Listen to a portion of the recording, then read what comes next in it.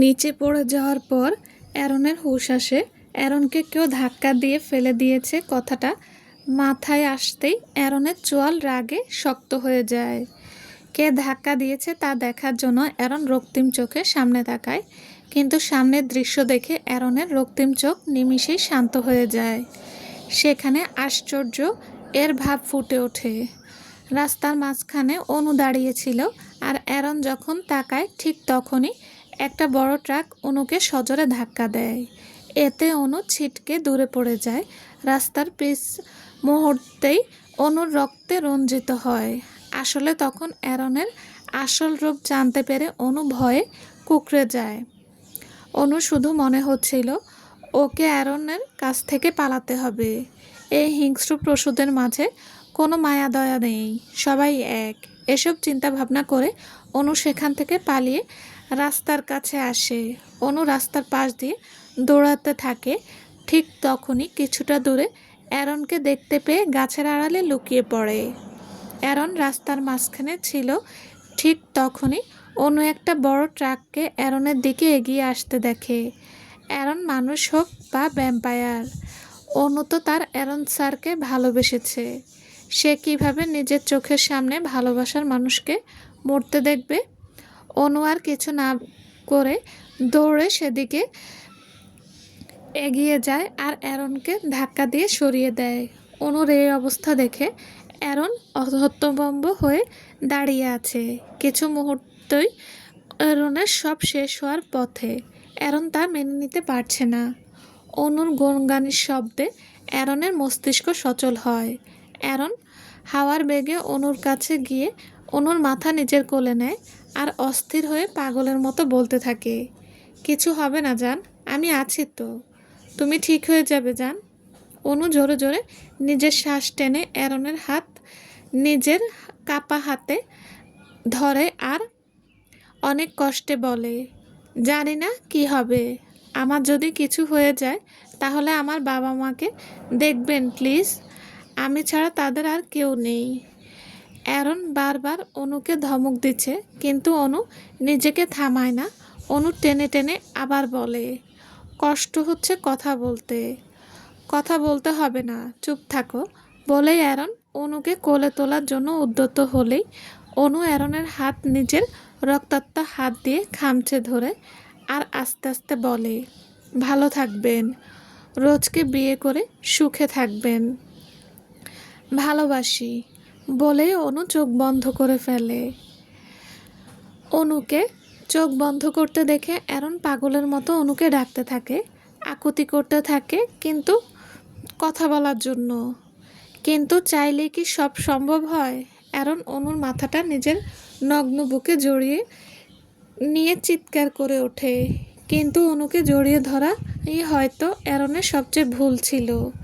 অনুকে জড়িয়ে ধরতেই অ্যারনের নাকে অনুর রক্তের গন্ধ বাড়ি খায়, সাথে সাথে অ্যারনের রক্তের নেশা চাপে। অ্যারনের এখন রক্ত চাই।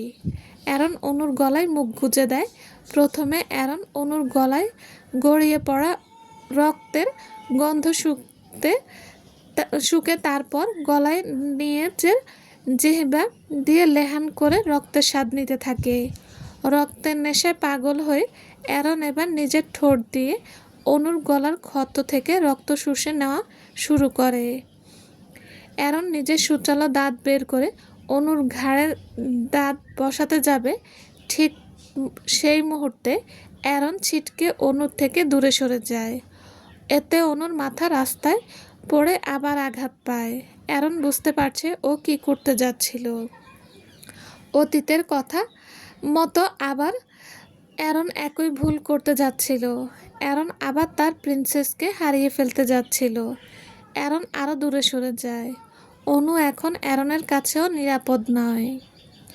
অ্যারন অসহায় চোখে অনুর দিকে তাকিয়ে আছে। আজ অ্যারনের প্রেয়সী তারই সামনে মৃত্যুর মুখে, কিন্তু সে কিছু করতে পারছে না। অ্যারনের নিজেকে অসহায় লাগছে। অ্যারন চিৎকার করে বলতে থাকে, নিজের এই ভ্যাম্পায়ারের জীবন অভিশপ্ত লাগছে। এত পায়ার থাকার পরও নিজের ভালোবাসাকে বাঁচাতে পারছি না। অসহায় হয়ে ওকে মরতে দেখছি, কিন্তু কিছু করতে পারছি না। এর থেকে কষ্টের আর কি আছে? কেন এই জীবন পেলাম আমি? অ্যারনের চোখ থেকে এক ফোঁটা জল গড়িয়ে পড়ে। ওদিকে অনু এখনো রাস্তায় ওভাবে পড়ে আছে, কোনো নড়াচড়া অনু শরীর করছে না। হুট করে একটা গাড়ি এসে থামে আর সেখান থেকে অ্যারনের বাবা হেনরি নেমে আসে। অ্যারনকে দেখে হেনরি অ্যারনের দিকে এগিয়ে যাবে, ঠিক তখনই হেনরি অনুকে রাস্তায় পড়ে থাকতে দেখে সেদিকে চলে যায়। কিং হেনরি যেমন পাওয়ারফুল, তেমনই রক্তের নেশা কন্ট্রোলও করতে পারেন। প্রচুর চেষ্টার পর কিং এই দক্ষতাটা অর্জন করে। আসলে অ্যারন যখন অনুকে খুঁজতে বের হয় তখনই এরিককে ফোন করে বিষয়গুলো জানায়। এরিক রাজ্যে থাকায় এরিক হেনরিকে জানায় আর হেনরি দ্রুত এখানে চলে আসে। হেনরি অনুর কাছে গিয়ে বসে আর অনুর পালস চেক করে। অনুর পালস খুব আস্তে চলছে। এতে হেনরি কিছুটা ঘাবড়ে যায়। হেনরি অ্যারনকে বলে, প্রিন্সেসের পালস খুব আস্তে চলছে অ্যারন, এমন অবস্থা থাকলে যে কোনো কিছু হয়ে যেতে পারে। কথাটা শুনেই অ্যারনের ভেতরটা কেঁপে ওঠে। অ্যারন দিশেহারা হয়ে যায়। এভাবে প্রিন্সেসকে চোখের সামনে মৃত্যুর কোলে ঢলে পড়তে দেখতে পারছে না। কিন্তু অ্যারন অনুর কাছেও যেতে পারছে না। অ্যারন নিজের হাত গাছে বাড়ি দিতে থাকে আর চিৎকার করতে থাকে নিজের অপারগতার জন্য। অ্যারনের এই অবস্থা দেখে হেনরি দ্রুত অ্যারনের কাছে এগিয়ে অ্যারনের হাত ধরে ফেলে আর অ্যারনকে বুঝাতে থাকে, দেখো অ্যারন, এসব কিছু করলে কোনো সমাধান পাবে না। আমাদের দ্রুত অনুকে হসপিটালে নিয়ে যেতে হবে। অ্যারনের মস্তিষ্কে কথাটা আসতেই অ্যারন একবার অনুর দিকে তাকায়, আবার হেনরির দিকে তাকায়। ইয়েস ড্যাড, কিন্তু তোমার স্পিড একটু কম। যদি এই সময়ে প্রিন্সেসের কিছু হয়ে যায়।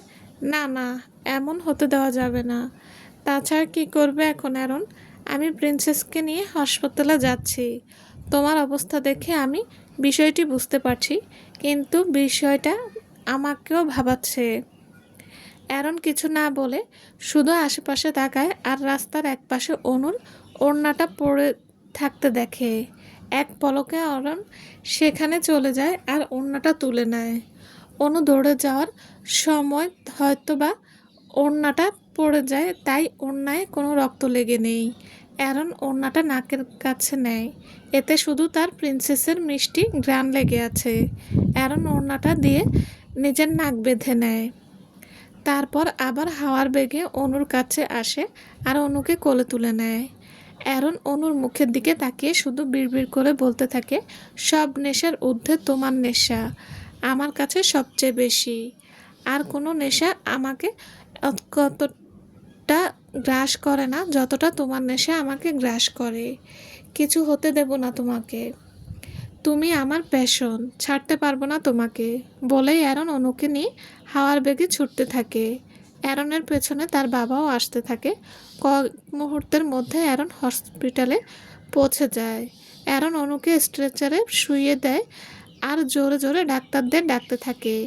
কিছু সময় পর অ্যারনের বাবা হেনরিও সেখানে চলে আসে আর অ্যারনকে উত্তেজিত হতে বারণ করে।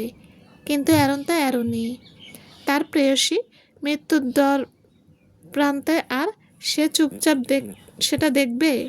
সেটা কি করে হয়? অ্যারন অনুর রক্তে রাঙা হাতটা ধরে ডেকে যায়, কিন্তু অনুর কোনো সাড়া নেই। আসলে সময়ের কাজ সময়ে না করলে হয়তো প্রিয় জিনিসকে চিরতরে হারিয়ে ফেলতে হয়। হেনরি কিছুটা জোর করে অ্যারনকে অনুর কাছ থেকে সরিয়ে দেয় আর বলে, অনুকে অপারেশন থিয়েটারে নিয়ে যেতে হবে অ্যারন, এখন তোমার পাগলামি করলে চলবে না। ওর অবস্থা ক্রিটিক্যাল। আমি ডাক্তার, আমার সাথে আরও অভিজ্ঞ ডাক্তার থাকবে। আমাদের বিষয়টা হ্যান্ডেল করতে দাও অ্যারন। আমি ভেতরে যাব, প্রিন্সেস এর সাথে থাকবো। পাগলামো করো না অ্যারন, তুমি জানো অনুর কাছে তুমি থাকা মানে অনুর জন্য সবচেয়ে বড় বিপদ। তোমার থেকে এখন অনু নিরাপদ নয়। আমি তোমাকে সব আপডেট জানাবো, তুমি অনুর পরিবারকে ফোন করে সব জানাও। বলেই হেনরি অপারেশন থিয়েটারের ভেতর চলে যায়। তখন অ্যারনকে সরিয়েই অনুকে ভেতরে নিয়ে যাওয়া হয়। অ্যারন সেখানেই ধপ করে বসে পড়ে। কে বলবে অ্যারন ভ্যাম্পায়ার প্রিন্স? যার পাওয়ার এর কোনো কমতি নেই, সে আজ অসহায় হয়ে পড়েছে। অ্যারনের নগ্ন বুকে হাতে শুধু অনুর রক্তে মাখামাখি। এমনটা সেই ৬৭ বছর আগেও হয়েছিল। তার মানে কি অতীতের পুনরাবৃত্তি হবে আবার? অ্যারনের নাকে এখনো অনুর সেই ওড়নাটা বাঁধা। অ্যারন ওড়নাটা খুলে হাতে নেয়, করুণ দৃষ্টিতে ওড়নার দিকে তাকিয়ে থাকে। কিন্তু ওড়নাটা খোলার কিছু সময়ের ব্যবধানে রক্তের গন্ধ নাকে আসতেই অ্যারন পুনরায় হিংস্র হতে শুরু করে। অ্যারন দ্রুত উঠে হসপিটালের ওয়াশরুমে চলে যায়। ওয়াশরুমে গিয়েই অ্যারন নিজের শরীর থেকে রক্ত পরিষ্কার করা শুরু করে। কিন্তু রক্তগুলো পরিষ্কার করতেও অ্যারনের কষ্ট হচ্ছে। এ যে তার প্রেয়সীর রক্ত। রক্ত যেমন পানিতে মুছে যাচ্ছে, ঠিক তেমনি অ্যারনের ভেতর ভয় জেঁকে বসেছে। তার প্রেয়সীর অস্তিত্বও কি তার জীবন থেকে মুছে যাবে? না, আর কিছু ভাবতে পারছে না অ্যারন। নিজেকে পরিষ্কার করে অ্যারন দ্রুত অপারেশন থিয়েটারের সামনে আসে। অ্যারনের নিজেকে অস্থির অস্থির লাগছে। কিছু সময়ের মধ্যে হেনরি অপারেশন থিয়েটার থেকে বেরোয়। হেনরির মুখটা গম্ভীর হয়ে আছে। অ্যারন হেনরির কাছে চলে যায় আর বলে, ড্যাড, প্রিন্সেস ঠিক আছে তো? হেনরি কিছু না বলে অ্যারনের দিকে তাকিয়ে থাকে। আসলে হেনরি কিভাবে বলবে বুঝতে পারছে না। কিছু সময় নীরব থেকে বলতে শুরু করে, ওর অবস্থা ভালো না তেমন। শরীরের ব্যাক সাইডে বেশ চোট পেয়েছে, আর মাথায়ও চোট পেয়েছে, কিন্তু মারাত্মক সিরিয়াস না। অ্যারন বিচলিত কণ্ঠে বলে, তাহলে প্রিন্সেসের অবস্থা ভালো না বললে কেন? কি হয়েছে প্রিন্সেসের? প্রিন্সেসের শরীর রেসপন্স করছে না তেমন। মনে হচ্ছে বাঁচার কোনো ইচ্ছে নেই। শরীরের ক্ষত ততটা গভীর না হলেও মানসিকভাবে মেয়েটা সাপোর্ট করছে না। এমন অবস্থা চললে হয়তো। পরের কথাটা হেনরি সম্পূর্ণ করে না। মাথা নিচু করে আবার অপারেশন থিয়েটারে ঢুকে যায়। আর কথাটা শুনেই অ্যারন সম্পূর্ণ থমকে যায়। অ্যারনের চোখের সামনে ভেসে ওঠে অনুর হাস্যোজ্জ্বল চেহারা। অনুর সাথে কাটানো সুন্দর মুহূর্তগুলো ভেসে ওঠে। এই মিষ্টি মেয়েটাকে ছাড়া কীভাবে থাকবে অ্যারন? মেয়েটা যে অ্যারনের অস্তিত্বকে মিশে গেছে। শুধুমাত্র আমার প্রতি তীব্র অভিমানের জোরেই আমার প্রেয়সী আমার থেকে দূরে চলে যেতে চাচ্ছে। এতটা খারাপভাবে আমাকে? খারাপই ভাবে আমাকে। কিন্তু প্লিজ ছেড়ে যেও না। তোমাকে ছাড়া থাকতে পারবো না আমি। অ্যারন নিজেকে সামলে অপারেশন থিয়েটারের দিকে এগিয়ে যায়। অপারেশন থিয়েটারের সামনে এসেই অ্যারন দরজায় জোরে লাথি দেয়। এতে দরজার এক পাল্লা ভেঙে পড়ে থাকে। এমন বিকট শব্দে অ্যারন অপারেশনের থিয়েটারের ভেতরে থাকা সবাই অবাক হয়ে দরজার দিকে তাকায়। অ্যারন কোনো কিছুকে তোয়াক্কা না করে বড় বড় পা ফেলে ভেতরে ঢুকে যায়। একজন অ্যারনকে আটকাতে চাইলে অ্যারন তাকে ধাক্কা দিয়ে দূরে সরিয়ে দেয়। অ্যারনের ধাক্কায় লোকটা দেওয়ালের সাথে বাড়ি খেয়ে পড়ে যায়। এ দৃশ্য দেখে বাকিরা আর কেউ সামনে এগোনোর সাহস পায় না। হেনরি বুঝতে পারে তার একার পক্ষে অ্যারনকে সামলানো সম্ভব নয়। তাই সে দ্রুত নিজের ফোন নিতে রুম থেকে বেরিয়ে যায়। অ্যারন বেডে শুয়ে থাকা অনুর কাছে এসে হাঁটু ভেঙে বসে।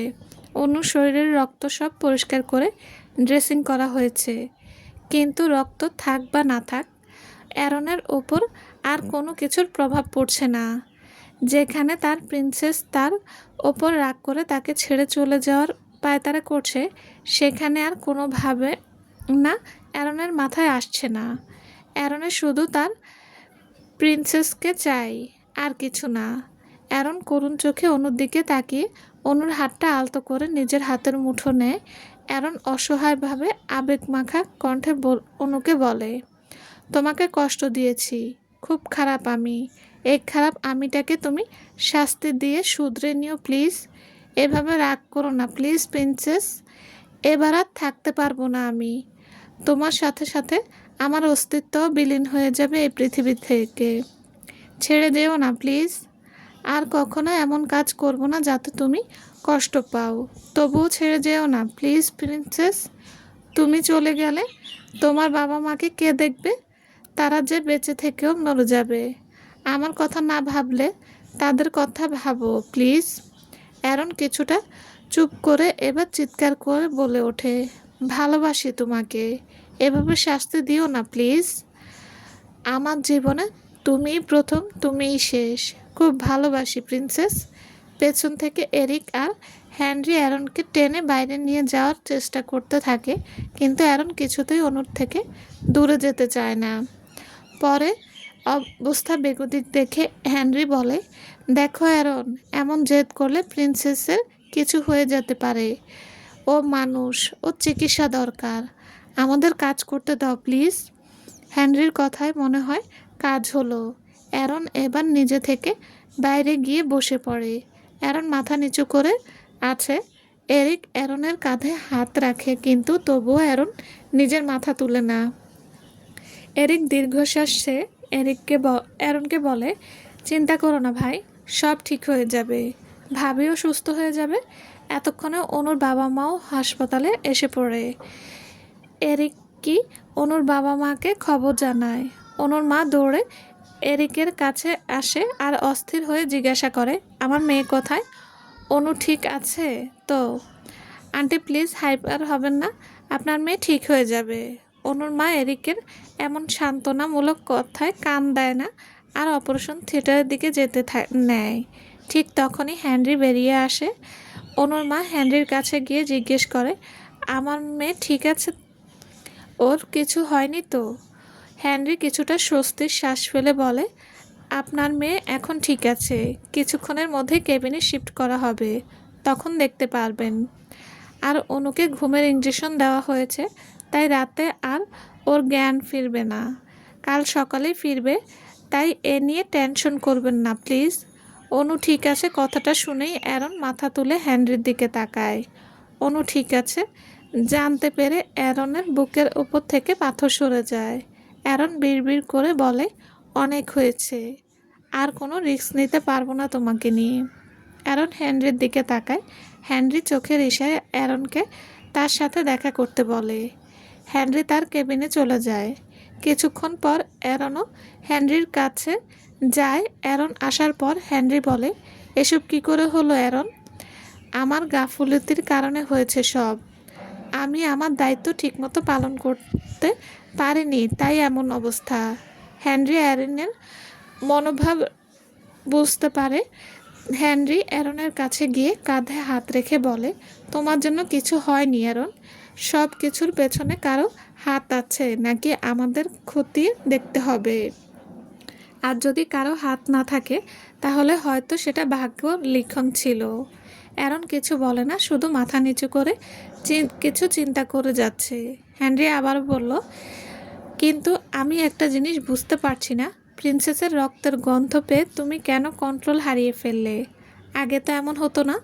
মানুষদের মাঝে একমাত্র প্রিন্সেসের রক্তের গন্ধ পেয়েও তোমার মাঝে তেমন রক্ত নেশা জাগতো না, হিংস্র হতে না।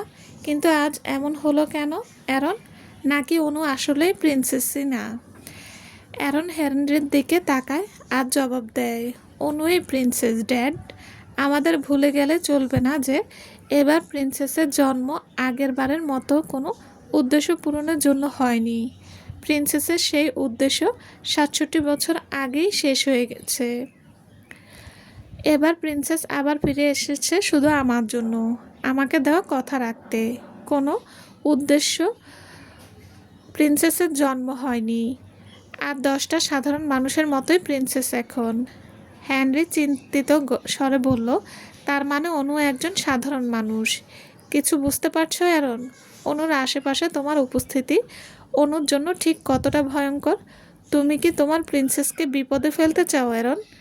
অ্যারন হেনরির প্রশ্ন এর কোনো জবাব না দেয় না আর অনুকে দেখার জন্য বেরিয়ে যায়। হেনরি অ্যারনকে যেতে দেখে হেনরি শুধু দীর্ঘশ্বাস ছাড়ে। হেনরি জানে প্রিন্সেসকে ছাড়া অ্যারনের পক্ষে সম্ভব না, কিন্তু ভাগ্য যে অ্যারনের বিরুদ্ধে সেটা কিভাবে বোঝাবে অ্যারনকে? অনুকে কেবিনে দেওয়া হয়েছে। অনুর মা অনুর পাশে বসে আছে। থেকে থেকে অনুর মা কান্না করছে, কেঁপে উঠছে। অনুর বাবা ডাক্তারের সাথে কথা বলতে যাওয়ার আহ, অনুর মাকে সান্ত্বনা দেওয়ার জন্য আপাতত কেউ নেই।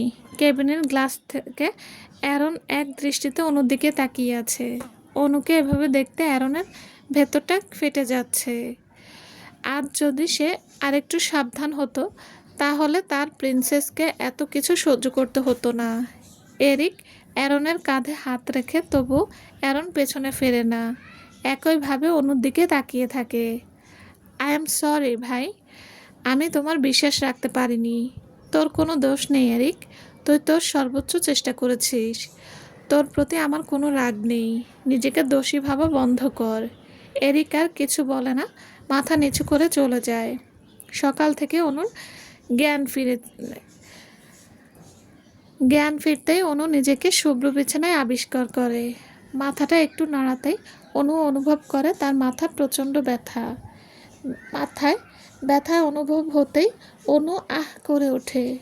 অনুর শব্দে চোখ লেগে যাওয়া তার মা তখনই সজাগ হন আর অনুকে জাগতে দেখে অনুর মা অস্থির হয়ে জিজ্ঞেস করে, ঠিক আছিস তুই? কষ্ট হচ্ছে তোর? দাঁড়া। বলে অনুর মা জোরে জোরে অনুর বাবাকে ডাকতে থাকে। অনুর বাবা বাইরেই ছিল। অনুর মা এমন ডাকে অনুর বাবা তাড়াতাড়ি কেবিনে আসে। অন্যদিকে অ্যারনও অস্থির হয়ে কেবিনের বাইরে কাচের সামনে গিয়ে দাঁড়ায় আর দেখে অনুর জ্ঞান ফিরেছে। অনুর জ্ঞান ফেরায় অ্যারন স্বস্তির নিঃশ্বাস ফেলে। অনুর বাবা কেবিনে এসে জিজ্ঞাসা করে কি হয়েছে। অনুর মা তাকে ডাক্তার ডাকতে বলে। অনু তাদের অস্থির হতে দেখে অনেক কষ্টে আস্তে আস্তে বলে, আমি ঠিক আছি, এত ব্যস্ত হও না প্লিজ। ঠিক তখনই হেনরি ক্যাবিনে ঢুকে আর অনুর কাছে গিয়ে অনুকে চেক করে ক্যাপ করে। হেনরি মুচকি হেসে অনুকে জিজ্ঞেস করে, এখন কেমন লাগছে প্রিন্সেস? ভালো। ডাক্তার মানুষ পেশেন্টকে প্রিন্সেস বলাতে কেউ তেমন কিছু মনে করে না। আপনারা চিন্তা করবেন না, she is fine now. Proper treatment পেলে অনু মাসখানেকের মধ্যে সুস্থ হবে উঠবে বলেই হেনরি চলে যায়। অনুর বাবা মা কিছুটা নিশ্চিত হয়। কেবিনের বাইরে কাছ থেকে অ্যারন এখনও অনুর দিকে তাকিয়ে আছে। তার প্রেয়সী সুস্থ আছে, এটাই অ্যারনের কাছে সবচেয়ে বড়। এভাবে 3 দিন কেটে যায়। অনু আগের থেকে কিছুটা সুস্থ, এখন হাত পা কিছুটা নাড়াতে পারে। অনুর মা এই 3 দিন অনুর কাছেই থেকেছে। অনুর মা অনুকে নিয়ে চিন্তা আরও বেড়ে গেছে। এমনিতেই অনুর অসুস্থতার চিন্তা, তার মধ্যে অনুর বিয়ে নিয়ে চিন্তা। বাঙালি পরিবাররা এমনিতেই মেয়েদের খুঁত খোঁজে, তার মধ্যে অনুর অবস্থা জানলে কেউ হয়তো আর আগাবেই না। অনুর মা এসব দুশ্চিন্তায় দিন পার করছে। এই 3 দিনে অনুর চোখ শুধু অ্যারনকে খুঁজেছে, কিন্তু অ্যারন অনুর সামনে আসেনি। আপনি তো আগে থেকেই অন্য কারো, কিন্তু তা জানা সত্ত্বেও এই বেহায়া মন শুধু আপনাকে খোঁজে, একটাবার আপনাকে দেখতে চায়। চিন্তা করবেন না, আপনার সত্যি কখনো কারো কাছে বলবো না। আপনার মতো সুদর্শন পুরুষ ভালো কাউকে ডিজার্ভ করে, রোজের সাথেই আপনাকে মানাবে। আর আমি তো এখন পঙ্গু, কখনো ঠিক হব কিনা কে জানে। এই পঙ্গুত্বের জীবনের সাথে আর কাউকে জড়াতে চাই না। অন্যদিকে অ্যারন অনুর সামনে না এলেও এই 3 দিনে হসপিটাল থেকে এক পাও নড়ায়নি। অনুকে ঠিকই দূর থেকে দেখে গেছে। সবাই ঘুমানোর পর অনুর পাশে বসে সারা রাত অনুর হাত ধরে বসে থাকতো অ্যারন। অ্যারন হেনরির কেবিনে বসে আছে, তার সামনে হেনরি আর এরিকও বসে আছে। এরিক বলে ওঠে, ভাই কিছু দরকার ছিল? হুট করে এভাবে ডাকলে? অ্যারন নীরবতা ভেঙে বলে, আজকের মধ্যে বিয়ের পেপার লয়ারের থেকে ম্যানেজ করে হসপিটালে নিয়ে আসবি। এরিক ভ্যাবাচাকা খেয়ে বলে, ভাই প্রিন্সেস এখনও সুস্থ হয়নি, সুস্থ হওয়ার পর না হয় বিয়েটা করবে। এত কিছু শুনতে চাইনি তোর থেকে, আমার বিষয় আমাকে বুঝতে দে, যা বলছি তাই কর। এরিক আর কিছু না বলে বেরিয়ে যায়। এরিক যেতেই হেনরি বলে ওঠে, তুমি ঠিক করছো না অ্যারন, অন্যদের মতো একজন সাধারণ মানুষ ভুলে যাচ্ছ তুমি। আর সাথে এটাও ভুললো না যে ও মেয়ে। কি বোঝাতে চাচ্ছি বুঝছো নিশ্চয়ই। একজন সাধারণ মানুষের সাথে ভ্যাম্পায়ার থাকতে পারে না অ্যারন। আর তুমি এখনও রক্তের নেশা কন্ট্রোল করার ক্ষমতা আয়ত্তে আনতে পারোনি। ও মানুষ হোক আর যাই হোক, ওকে আমার চাই মানে চাই। আর কেউ আমাকে আটকাতে পারবে না ওকে নিজের করতে। বলেই অ্যারন বেরিয়ে যায়। হেনরি শুধু দীর্ঘশ্বাস ছাড়ে। তার যে কিছু করার নেই। অ্যারন অনুর বাবা মার কাছে অনুকে নিজের অর্ধাঙ্গিনী হিসেবে চায়। অনুর বাবা মা প্রথমে দ্বিমত করলেও অ্যারনের ব্যবহার আকুতি দেখে রাজি হয়ে যায়। অন্যদিকে এরিক বিকেলের মধ্যে সব পেপারস রেডি করে নিয়ে আসে হসপিটালে। আজ 3 দিন পর অ্যারন অনুর সজাগ থাকা অবস্থায় অনুর কেবিনে আসে। দরজায় শব্দ হতেই অনু সেদিকে তাকায় আর অ্যারনকে দেখতে পায়। অ্যারনকে দেখে যেন অনুর অশান্ত মন শান্ত হলো। অনু লক্ষ্য করে স্টাইলিশ অ্যারন এই 3 দিনে অনেকটাই অগোছালো হয়ে গেছে।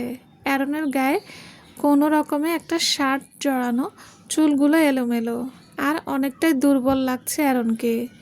অ্যারনের পেছন পেছন এরিক, হেনরি, অনুর বাবা মা ও ভেতরে ঢোকে। সবাইকে একসাথে দেখে অনু কিছুটা অবাক হয়। এরিক প্রথমে অ্যারনের দিকে পেপারসগুলো এগিয়ে দেয়।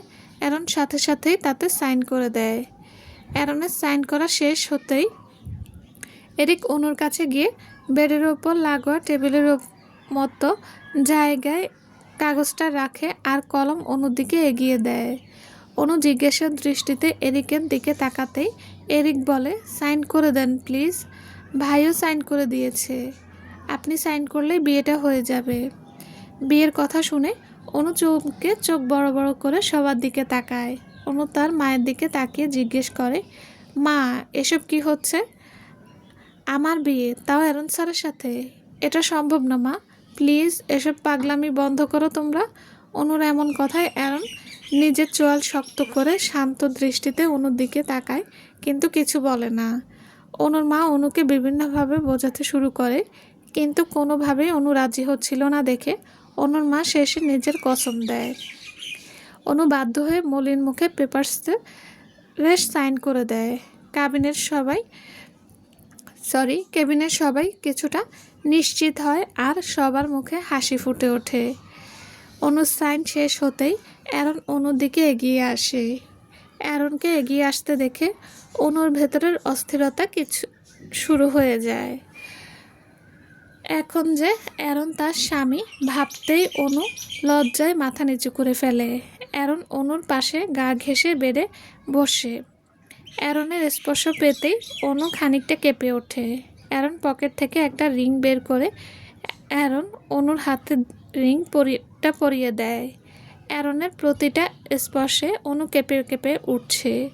রিংটা পরিয়ে অ্যারন অনুর হাতের পিঠে নিজের ঠোঁট ছোঁয়ায়। অ্যারনের ঠোঁটের স্পর্শে অনুর ভেতরের শিহরণে জেগে ওঠে, কিন্তু পরক্ষণেই কেবিনের সবাই আছে কথাটা মাথায় আসতেই অনু লজ্জায় কুঁকড়ে যায়। অনুকে লজ্জা পেতে দেখে অ্যারন বাঁকা হেসে সরে যায়। 3 দিন একটানা অনুর মা হসপিটালে ছিল, তাই অ্যারন সন্ধ্যায় অনুর মাকে বাসায় পাঠিয়ে দেয়। অনুর মা যেতে চাইলেন না। শেষে অ্যারনের রাস্তায় পেয়ে অনুর মা বাসায় যেতে রাজি হয়। অ্যারন অনুর কেবিনে সিঙ্গেল সোফায় বই নিয়ে বসে আছে, চোখ তার বইয়ের দিকে। এদিকে অনু হাঁসফাঁস করছে। আগে অ্যারনের সাথে থাকতে অনু তেমন অস্বস্তি না হলেও এখন হচ্ছে, কারণ অ্যারন যে এখন তার বর। কিন্তু আরেকটা কথা অনুকে প্রচুর ভাবাচ্ছে, অ্যারন কেন অনুকে বিয়ে করলো? অ্যারন তো রোজকে পছন্দ করে।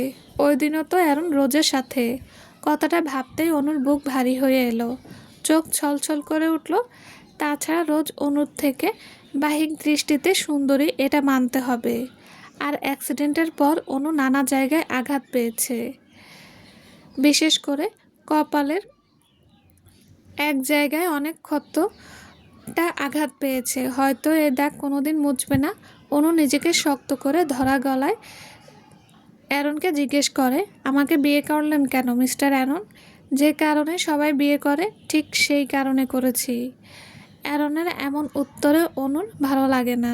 অনু আবার বলে, আমার সাথে আপনার যায় না মিস্টার অ্যারন। আপনি আরও সুন্দর ভালো কাউকে ডিজার্ভ করেন। যদি দয়া দেখিয়ে আমার মতো পঙ্গু কাউকে বিয়ে করে থাকেন, তাহলে বলতে চাই এমন মহৎ কাজ করতে গিয়ে নিজের জীবন নষ্ট করবেন না প্লিজ। অনুর এমন কথা শুনে মুহূর্তে অ্যারন অনুর কাছে এসে পড়ে। অ্যারন তার এক হাত দিয়ে অনুর গাল আলতো করে চেপে ধরে। অ্যারন চোয়াল শক্ত করে দাঁতে দাঁত চেপে রেগে বলতে থাকে, কে পঙ্গু? হ্যাঁ, আর যদি পঙ্গুও হোস তাও আমার তোকে চাই, বুঝেছিস? আমার জীবনে আমি যাকে ইচ্ছে রাখবো, তোকে জ্ঞান দিতে হবে না। অনু ভয়ে ভয়ে অরণ্যের দিকে তাকিয়ে আছে। অনু ব্যথা পাচ্ছে কিন্তু ভয়ে কিছু বলছে না। অ্যারন হয়তো অনুর মনের কথা বুঝতে পারলো, তাই অনুকে ছেড়ে দিয়ে জোরে জোরে শ্বাস নিয়ে নিজেকে কিছুটা শান্ত করার চেষ্টা করে। অ্যারন অনুকে বলে, রাত হয়েছে, শুয়ে পড়ো। অনুও আর কিছু না বলে শুয়ে পড়ে। অনু শুয়ে পড়তেই অ্যারন অনুর বিছানার পাশে টুলে বসে পড়ে। অ্যারন অনুর দিকে তাকিয়ে থাকে। মাঝরাতে অনু গোঙাতে থাকে। অনুর শব্দ পেয়ে অ্যারন অনুকে ডাকে, কিন্তু সাড়া পায় না। অ্যারন নিজের ঠান্ডা হাত অনুর গালে ছোঁয়ায় আর দেখে অনুর গা জ্বরে পুড়ে যাচ্ছে। অ্যারনের ফোনটা সাথে নেই। অন্যদিকে অনুকে ছেড়ে অ্যারন বাইরে যেতে চাচ্ছে না। অ্যারন অনুকে ছেড়ে না গিয়ে নিজেই দেখাশোনা করে। অ্যারন একটা রুমাল ভিজিয়ে অনুকে জলপট্টি দিতে থাকে। কিছু সময় পর জ্বর কিছুটা কমে অ্যারন অনুর কপালে গালে নিজের ঠান্ডা হাত ছুঁয়ে চেক করতে থাকে। অনু ঠান্ডা স্পর্শে গালে রাখা অ্যারনের হাত আঁকড়ে ধরে। আসলে অনু শরীরে এমন উত্তাপ সহ্য করতে কষ্ট হচ্ছে। অ্যারন ঠান্ডা হাত অনুকে কিছুটা স্বস্তি দিচ্ছে। অ্যারন বিষয়টা বুঝতে পেরে মুচকি হাসে। অ্যারন নিজের পরনের শার্ট খুলে অনুর কম্বলের ভেতর ঢুকে অনুকে জড়িয়ে ধরে। অ্যারনের শীতল দেহের ছোঁয়ায় অনু আরাম পেয়ে অ্যারনকে শক্ত করে জড়িয়ে ধরে। এদিকে নিজের প্রিয়সীকে এত কাছে পেয়ে অ্যারনের ভেতরে তোলপাড় শুরু হয়ে যায়। নিজের পুরুষালী সত্তা জেগে উঠতে থাকে। অ্যারন নিজের কন্ট্রোল হারিয়ে ফেলে। অ্যারন অনুর গালে, কপালে, ঠোঁটে আলতো করে নিজের শীতল ঠোঁট ছুঁয়ে দিতে থাকে। এতে অনু কেঁপে কেঁপে উঠছে। অ্যারন আরও বেসামাল হয়ে নিজের হাত অনুর জামার ভেতরে ঢুকিয়ে অনুর পেটের ওপর রাখে আর আস্তে আস্তে স্লাইড করতে থাকে। এদিকে অনু অ্যারনের আরও কাছে এসে অ্যারনের বুকে মাথা রাখে। অনু কী করছে সে নিজেও জানে না। জ্বরের ঘোরে অনুর কোনো হুঁশ নেই। অ্যারন বেসামাল হয়ে অনুর দেহের বিভিন্ন স্থানে নিজের শীতল হাতে ছোঁয়া দিচ্ছে। ভুলে হয়তো অনুর আঘাতের জায়গায় অ্যারনের হাত লেগে যায় আর অনু ব্যথায় কুঁকড়ে ওঠে। অনুর এই অবস্থা দেখে অ্যারন নিজের হুঁশ ফিরে পায়। অ্যারন ভুলেই গিয়েছিল যে তার প্রেয়সী এখন অসুস্থ। তার পাগলামি সহ্য করার অবস্থায় তার প্রেয়সী এখন নেই। অ্যারন নিজেকে সামলে নেয় আর অনুকে নিজের বুকে জড়িয়ে ধরে শুয়ে থাকে। এভাবে 1 মাস কেটে গেছে। অনু এখন অনেকটাই সুস্থ। হসপিটাল থেকে অ্যারন অনুকে সোজা নিজের বাড়িতে নিয়ে আসে। অনুর মা কিছুটা আপত্তি করলেও অ্যারন তাকে বুঝিয়ে অনুকে নিজের কাছে নিয়ে আসে। অনুর মা প্রথম প্রথম বাসার কাজ শেষ করে অনুর কাছে এসে পড়তো, আবার সন্ধ্যা হলেই ফিরে যেত। এখন অনু অনেকটা সুস্থ, তাই অনুর মা মাঝে মাঝে এসে অনুকে দেখে যায়। এই 1 মাসে অ্যারন অনুর অনেক খেয়াল রেখেছে। অনুর সব কাজ অ্যারন নিজে করেছে। অনু অ্যারনের রুমে অ্যারনের সদ্য কেনা বিছানায় হেলান দিয়ে আধশোয়া হয়ে বসে আছে। এই তো 1 মাস আগে অনুকে বাড়িতে আনার আগেই অ্যারন বেডটা কিনেছে। অনুর কোমরে ব্যথা খানিকটা বেড়েছে মনে হয়, তাই অনু পাশ থেকে মলম নিয়ে জামাটা উঠিয়ে কোমরের আঘাতের জায়গায় মলমটা লাগানোর চেষ্টা করতে থাকে। কিন্তু কিছুতেই অনুর হাত সেখানে পৌঁছাচ্ছে না, উপরন্তু অনু ব্যথা পাচ্ছে। এর মধ্যে অ্যারন রুমে এসে তা দেখতে পায় আর অনুকে বলে, আমি লাগিয়ে দিচ্ছি, দাও আমাকে। অ্যারনের শব্দ পেয়ে অনু নিজের জামা ঠিক করতে করতে উত্তর দেয়, লাগবে না, আমি পারবো। অ্যারন অনুর কাছে এসে অনুর থেকে মলমটা নিয়ে নেয় আর বলে, আমি জিজ্ঞেস করিনি, আমার বউকে আমি হেল্প করব, তাতে কাউকে জিজ্ঞেস করব না। বলেই অ্যারন অনুর পিছনে বসে অনুর জামা তুলে আর হাত দেয়। অনুর জামায় হাত দিতেই অনু অ্যারনের হাত খামছে ধরে আর ঘন ঘন শ্বাস নিতে থাকে। অনুর অস্থিরতা বুঝতে পেরে অ্যারন বাঁকা হাসে। অ্যারন অনুর কানের কাছে ঠোঁট ছুঁয়ে ফিসফিস করে নেশালা কণ্ঠে বলে, তোমাকে দেখার, ছোঁয়ার সব কিছুর অধিকার আছে আমার। আপাতত আমাকে আমার কাজ করতে দাও বেবি। অনু আর বাধা দেয় না। অ্যারন অনুর জামা তোলে, এতে অনুর হলদে ফর্সা কোমর আর পিঠ উন্মুক্ত হয়। অ্যারন প্রথমে তার ঠান্ডা হাত দিয়ে অনুর পিঠ আর কোমর ছুঁয়ে দিতে থাকে। অ্যারনের শীতল স্পর্শে অনু কেঁপে কেঁপে উঠছে। অনুর ভেতরের সব এলোমেলো হয়ে যাচ্ছে। অনু চোখ বন্ধ করে স্পর্শ অনুভব করতে থাকে। অ্যারন মলম নিয়ে অনুর কোমরে লাগিয়ে দেয়। কিছু সময় পর অ্যারন নিজের কাজ সেরে অনুর দিকে কিছুটা দূরে সরে আসে। অনু চোখ বন্ধ করে থাকতে দেখে অ্যারন বাঁকা হাসে। আমি পিপাসা মেটাতে যাচ্ছি, তুমি রুমেই থাকবে, আর কোনো দরকার হলে এরিককে ডাকবে। এরিক বাসায়ই আছে। অ্যারনের কথায় অনু চোখ খুলে তাকায়। অনুকে তাকাতে দেখে অ্যারন অনুর কাছে গিয়ে অনুর মুখের উপর ঝুঁকে চোখে চোখ রেখে বলে, আর হ্যাঁ, আমার কথা সব সময় মেনে চলবে, কখনো আমার অবাধ্য হবে না মেয়ে, বুঝেছ? অনু মাথা নেড়ে সম্মতি জানায়। অ্যারন অনুর কপালে ভালোবাসার স্পর্শ দিয়ে চলে যায়। অনু রুমে বসে আছে।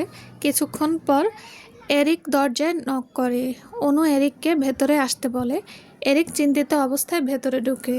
অনুকে বলে, আমাকে এখনই বেরোতে হবে ভাবি, অনেক দরকারি কাজ পড়ে গেছে। ভাই আসা পর্যন্ত থাকলে অনেক ক্ষতি হয়ে যাবে। আপনি প্লিজ একটু সাবধানে থাকবেন। আমি বাইরে থেকে সব বন্ধ করে যাব। আর ভাইকেও ফোন করে জানিয়ে দিচ্ছি, আপনি প্লিজ আমার চিন্তা করবেন না ভাইয়া, আমি নিজের খেয়াল রাখব।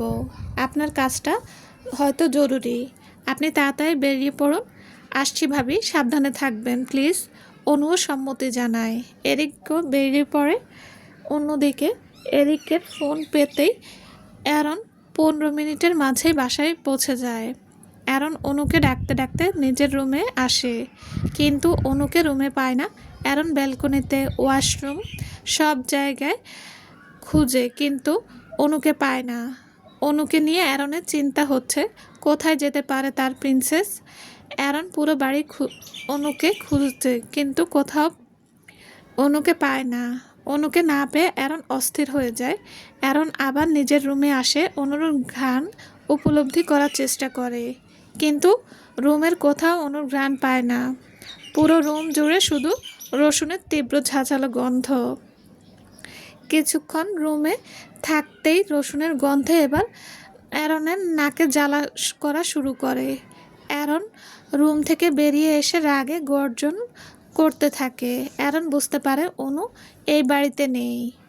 অ্যারন চিৎকার করে বলে ওঠে, আমার প্রিন্সেসকে যদি কেউ আমার থেকে কেড়ে নিয়ে থাকে তাহলে নিজের মৃত্যুর জন্য প্রস্তুত হ। অ্যারনের কলেজায় হাত দেওয়ার দুঃসাহস দেখিয়েছিস, তোদের কলেজা আমি কুচি কুচি করে তোদেরই খাওয়াবো। অ্যারন কিছুক্ষণ চুপ করে মাথা নিচু করে বসে থাকে। অ্যারন কিছু চিন্তা করছে। হুট করে অ্যারন দেওয়ালে টাঙানো অনু ছবির কাছে গিয়ে অনুকে দেখতে থাকে। অ্যারন নিজের ঘাড়টা হালকা বাঁকা করে অনু ছবিতে নিজের হাত ছোঁয়ায়। অ্যারন নিজের শান্ত অথচ ভয়ঙ্কর কণ্ঠে বলে ওঠে, আজ যদি তুমি আমার কথার অবাধ্য হয়ে আমার থেকে পালিয়ে যাওয়ার চেষ্টা করে থাকো প্রিন্সেস, তাহলে তুমিও তার শাস্তির জন্য প্রস্তুত থেকো। অ্যারন পাগলের মতো হাসতে থাকে। এরপর অ্যারন চিৎকার করে বলে ওঠে, বারবার বলেছিলাম আমার অবাধ্য হবে না। যদি অবাধ্য হোস তাহলে আমি আমার ড্রাগ সাইড দেখাতে বাধ্য হব। সব কিছুর ঊর্ধ্বে তোকে ভালোবেসেছি, কিন্তু তার বদৌলতে যদি তুই সত্যি আমার অবাধ্য হয়ে পালিয়ে যাওয়ার দুঃসাহস করে থাকিস, then get ready to tolerate my dark side. সমাপ্ত। আসসালামু আলাইকুম। গল্পটা কেমন লেগেছে সবাই জানাবেন প্লিজ প্লিজ, আর লাইক কমেন্ট অবশ্যই করবেন। আর যারা এখন আমার চ্যানেলটি সাবস্ক্রাইব করেননি তারা অবশ্যই সাবস্ক্রাইব করে দেবেন। সবাই ভালো থাকবেন। আল্লাহ হাফেজ।